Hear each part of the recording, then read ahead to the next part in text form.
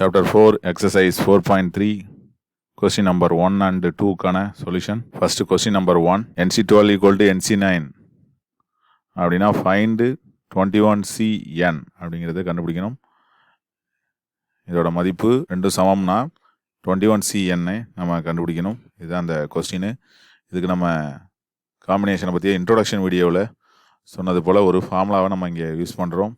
என்ன ஃபார்முலா அதுனா NCX equal to NCY அப்படின்னா அதுலேருந்து நம்ம எடுத்துக்கொள்ளக்கூடியது என்னென்னா எக்ஸ் ஈக்குவல் டு ஒய்யாக இருக்கணும், இல்லைன்னா N equal to x plus y or x plus y equal to N அப்படிங்கிறது தான் நம்ம இங்கே எடுத்துக்கலாம். இதை தான் இந்த சம்பளையும் யூஸ் பண்ண போகிறோம். இதுக்கு அடுத்து ரெண்டாவது கணக்குலையும் இதை தான் நம்ம யூஸ் பண்ண போகிறோம். NCX ஈக்குவல் டு NCYனா this implies N equal to x plus y or x plus y equal to N அப்படிங்கிறது தான் நம்ம இங்கே யூஸ் பண்ண போகிறோம். ஓகே, இப்போ கொடுக்கப்பட்ட இந்த சம்பளம் வந்து என்ன கொடுத்துருக்காங்க, NC12 ஈக்குவல் டு NC9. இதை நம்ம வந்து NCX ஈக்குவல் டு NCYயோட கம்பேர் பண்ணோம்னா என்ன கிடைக்கும், X equal to 12, Y equal to 9 கிடைக்கும். அப்போ என்னங்கிறது என்ன, அப்போ இதுலேருந்து அது N ஈக்குவல் டு என்னன்னா எக்ஸ் ப்ளஸ் ஒய். அப்போ N ஈக்குவல் டு எவ்வளோதுன்னா எக்ஸுங்கிறது 12, ஒய்ங்கிறது 9. அப்போ 12 9 21. இப்போ என்னங்கிறது எவ்வளோதுன்னா 21 அப்படிங்கிறது நமக்கு கிடச்சிருது. இப்போ என்னோட மதிப்பு ஃபர்ஸ்ட்டு நம்ம கண்டுபிடிச்சிட்டோம்.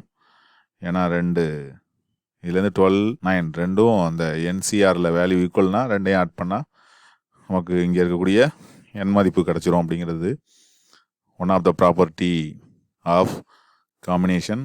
அதை யூஸ் பண்ணியிருக்கோம். இப்போ நம்ம கண்டுபிடிக்க வேண்டியது 21CN.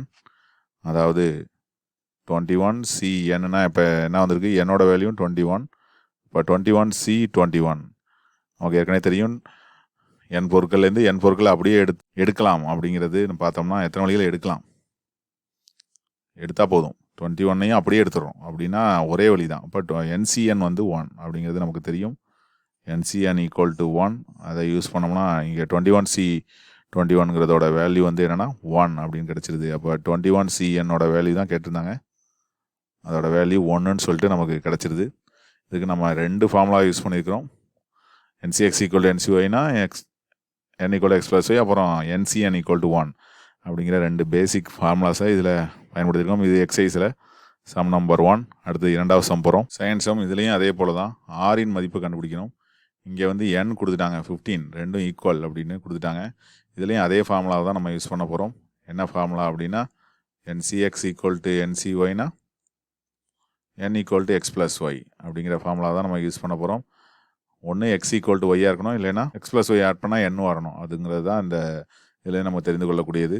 அப்போது நம்ம இதில் நம்ம ஃபஸ்ட்டு கிவன் வந்து என்னென்னா 15C 2R - 1 equal to 15C 2R + 4 அப்படின்னு கொடுத்துருக்காங்க. இதை நம்ம கம்பேர் பண்ணுறோம் எதோட அப்படின்னா NCX ஈக்குவல் டு NCYயோட கம்பேர் பண்ணுறோம்.